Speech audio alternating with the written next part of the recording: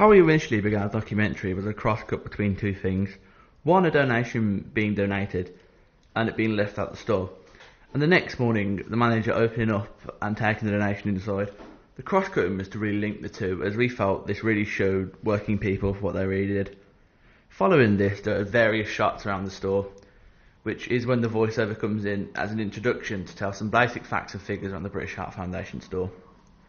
We felt this really helped an audience just to gain some basic understanding, as they would probably be aware of what they were watching via TV Guide or the menus on Freeviews or Skyboxes, etc.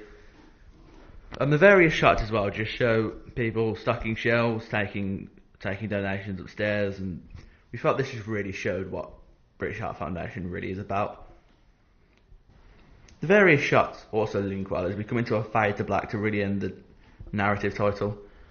However, we go straight into interviews. This is to introduce to people. We have the nice name tags at the side with the British Heart Foundation colours, which we think work really well, as we really get to know the volunteers, as these are recurring throughout the documentary. Another voiceover is to really set up the next section, as this is a nice bit of humour, we believe, to really lighten the tone for later on in the documentary where the more serious tones are introduced.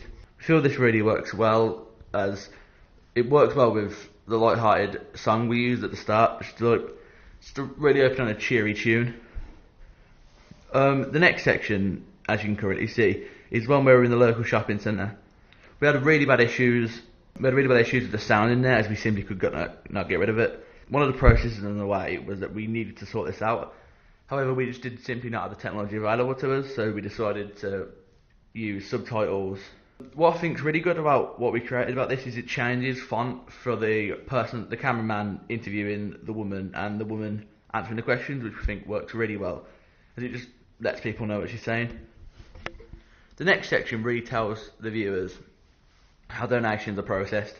Originally, we decided to have one of the volunteers, which can be seen on the screen, say it.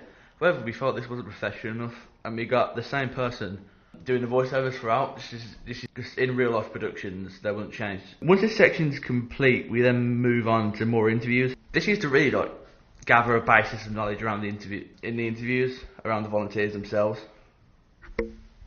Once this knowledge is gathered as well, people will begin to form denotations and connotations around these people, as they are the characters, and that's one of the main things we found in the audience feedback, is that characters are really something people love. This sort of provided a crazy grandparent sort of light, and I mean, majority of people get on with their grandparents, and we really thought this come across. Another thing we did was ask them what was their popular part. Originally we were going to leave this out, however, after some consideration we thought to put it in, just to get the volunteers' viewpoint on the British Heart Foundation, as this is the first point where we actually get their opinion on what goes on in the store, rather than simply what they do. Really letting us understand more about these people and what they do. We decided to end in a sort of tongue-in-cheek exit, as we did before the break at the very end. We felt this really worked. As Real Life Productions, we'll try and put something at the end as we go to break, to really try and to keep the audience there.